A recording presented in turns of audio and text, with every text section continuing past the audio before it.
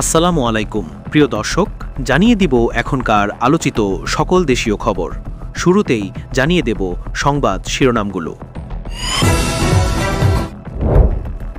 মাঝরাতে কক্সবাজার ও চট্টগ্রামে 4.9 মাত্রার ভূমিকম্প, ক্ষয়ক্ষতির খবর নেই, আতঙ্কিত সাধারণ মানুষ।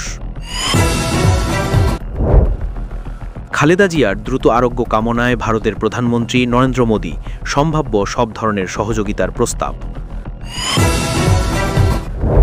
সাবেক প্রধানমন্ত্রী বেগম খালেদা জিয়াকে অতি গুরুত্বপূর্ণ ব্যক্তি ঘোষণা করল সরকার, বিশেষ নিরাপত্তা বাহিনী বা এসএসএফ নিয়োগের প্রজ্ঞাপন জারি।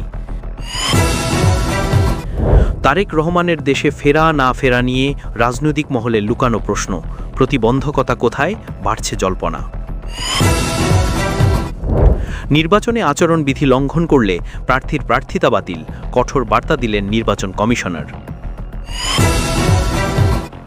প্রিয় দর্শক, এতক্ষণ দেখছিলেন সংবাদ শিরোনামগুলো, এখন জানাবো বিস্তারিত খবর। মাঝরাতে কক্সবাজার ও চট্টগ্রামে 4.9 মাত্রার ভূমিকম্প, ক্ষয়ক্ষতির খবর নেই, আতঙ্কিত সাধারণ মানুষ। সোমবার দিবাগত রাত প্রায় 12:57 কক্সবাজার ও তার পার্শ্ববর্তী পার্বত্য চট্টগ্রাম এবং চট্টগ্রাম শহরে বেশ শক্তিশালী একটি ভূমিকম্প অনুভূত হয়েছে। কয়েক সেকেন্ডের এই হালকা কম্পনটির তীব্রতা মাঝারি হলেও কক্সবাজার শহর, উখিয়া ও চৌকুরিয়ার মানুষ হঠাৎ ঝাঁকুনিতে আতঙ্কিত হয়ে পড়েন। স্থানীয়দের ভাষ্যমতে কম্পনের স্থায়িত্বকাল কয়েক সেকেন্ডের ছিল, তবে এখন পর্যন্ত কোনো বড় ধরনের ক্ষয়ক্ষতির তথ্য পাওয়া যায়নি। ভূমিকম্পের তথ্য প্রদানকারী আন্তর্জাতিক সংস্থা ইউরোপিয়ান মেডিটেরেনিয়ান সেসমোলজিক্যাল সেন্টার তাদের সর্বশেষ তথ্যে জানিয়েছে, এই ভূমিকম্পের মাত্রা ছিল 4.9। উৎপত্তিস্থল ছিল মিয়ানমারের সাগাইং অঞ্চলের নাচুয়াং। এই ভূমিকম্পটি 106.8 কিলোমিটার গভীরতা সম্পন্ন ছিল। এর প্রভাবে মিয়ানমারের সাগাইং ছাড়াও উত্তর পূর্ব ভারতের কয়েকটি রাজ্য এবং বাংলাদেশের চট্টগ্রাম, ঢাকা, বরিশাল ও সিলেট বিভাগেও কম্পন অনুভূত হয়েছে। উখিয়ার একজন কলেজ শিক্ষক জানান, হঠাৎ ভূমিকম্পে ঘুম ভেঙে যায় এবং মনে হচ্ছিল কম্পনের তীব্রতা স্বাভাবিকের চেয়ে কিছুটা বেশি। কক্সবাজার শহরের একজন গৃহিণী বলেন, আচমকা এই কম্পনে পুরো ভবন কেঁপে ওঠে, যা মুহূর্তের জন্য ভীতির সৃষ্টি করেছিল। আল্লাহ রক্ষা করেছেন। দেশের এই উপকূলীয় এলাকাটি ভূমিকম্পের ঝুঁকিপূর্ণ অঞ্চলের মধ্যে থাকায় সাধারণ মানুষের মধ্যে চাপা উদ্বেগ বিরাজ করছে। সরকারের সংশ্লিষ্ট দপ্তরগুলো ক্ষয়ক্ষতি নিরূপণ ও সতর্কতামূলক পদক্ষেপ গ্রহণে কাজ করছে। বিশেষজ্ঞদের মতে এই অঞ্চলের টেকটনিক প্লেটের সক্রিয়তা বিবেচনায় ভবন নির্মাণে জাতীয় বিল্ডিং কোড কঠোরভাবে মেনে চলা জরুরি। খালেদা জিয়ার দ্রুত আরোগ্য কামনায় ভারতের প্রধানমন্ত্রী নরেন্দ্র মোদি, সম্ভাব্য সব ধরনের সহযোগিতার প্রস্তাব। বিএনপি চেয়ারপারসন ও সাবেক 3বারের প্রধানমন্ত্রী বেগম খালেদা জিয়ার গুরুতর অসুস্থতা নিয়ে ভারতের প্রধানমন্ত্রী নরেন্দ্র মোদি গভীর উদ্বেগ প্রকাশ করেন।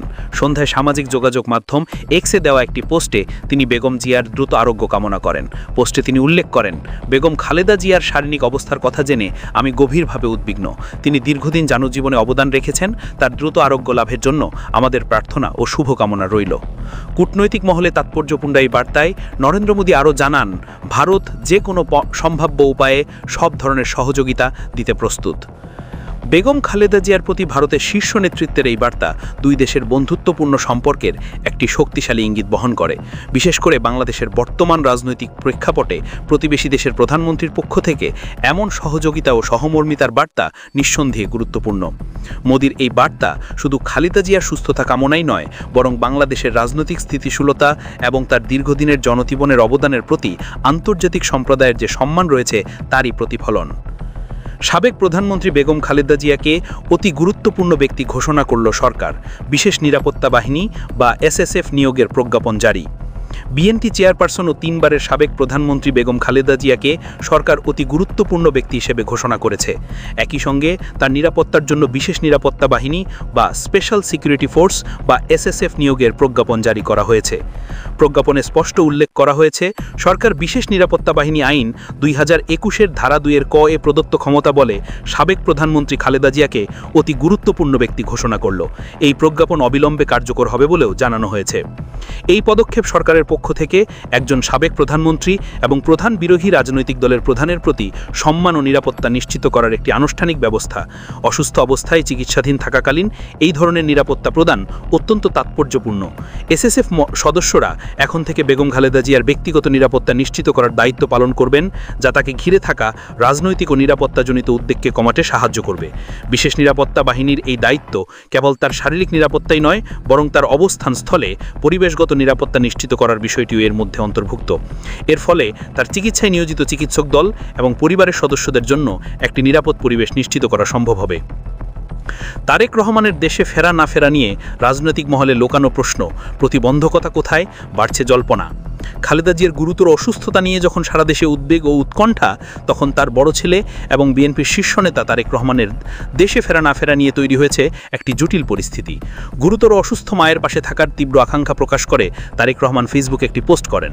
তবে ওই পোস্টে তিনি জানান, এমন সংকটকালে মায়ের স্নেহস্পর্শ পাওয়ার আকাঙ্ক্ষা তার থাকলেও এটি বাস্তবায়নের ক্ষেত্রে তার একক সিদ্ধান্ত গ্রহণের সুযোগ নেই।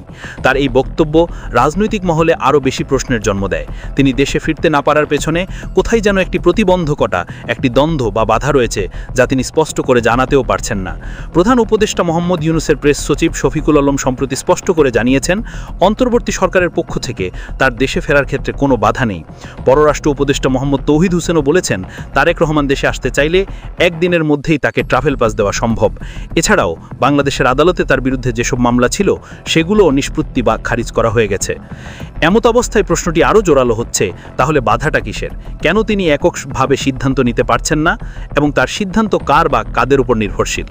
তারেক রহমানের এই না ফেরা বিএনপিকে একটি গভীর সংকটের মুখে ফেলেছে। নির্বাচন যত ঘনিয়ে আসবে, তার নেতৃত্ব এবং অনুপস্থিতি নিয়ে প্রশ্ন ততটাই সামনে চলে আসবে।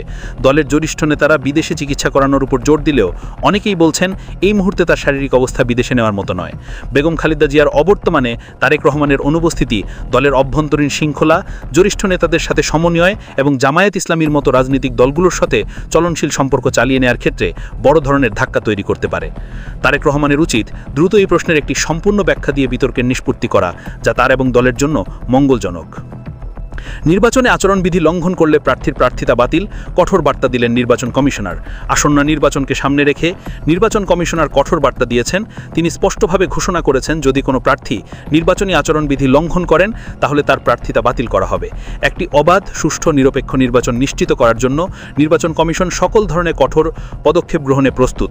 আচরণবিধি লঙ্ঘনের ঘটনাকে কমিশন শূন্য সহনশীলতার নীতিতে দেখছে। নির্বাচন কমিশন ইতিমধ্যে সকল রাজনৈতিক দল ও প্রার্থীদের জন্য আচরণবিধি যথাযথভাবে মেনে চলার উপর গুরুত্ব আরোপ করেছে। এই বিধিমেলার উদ্দেশ্য হল সকল প্রার্থীর জন্য সমান সুযোগ তৈরি করা এবং নির্বাচনকে যে কোনো অনিয়ম ও প্রভাবমুক্ত রাখা। কমিশনারের এই ঘোষণা প্রমাণ করে যে নির্বাচন কমিশন একটি বিশ্বাসযোগ্য নির্বাচন আয়োজনে বদ্ধপরিকর। এর মাধ্যমে প্রার্থীদের ওপর বাড়তি চাপ সৃষ্টি হবে যেন তারা নির্বাচনী প্রচারণায় এবং অন্যান্য কার্যক্রমে আইনের প্রতি শ্রদ্ধাশীল থাকেন। আচরণবিধি লঙ্ঘনের মধ্যে রয়েছে অবৈধ অর্থ বা ক্ষমতার ব্যবহার, সাম্প্রদায়িক উস্কানিমূলক বক্তব্য দেওয়া, নির্ধারিত সময়ের বাইরে প্রচার চালানো এবং সরকারি সুবিধার অপব্যবহার করা। কমিশন এই ধরনের অভিযোগগুলো দ্রুত তদন্ত করে আইন অনুযায়ী ব্যবস্থা নেবে। এই পদক্ষেপগুলো বাংলাদেশের নির্বাচনী প্রক্রিয়াকে আরও শক্তিশালী এবং স্বচ্ছ করবে।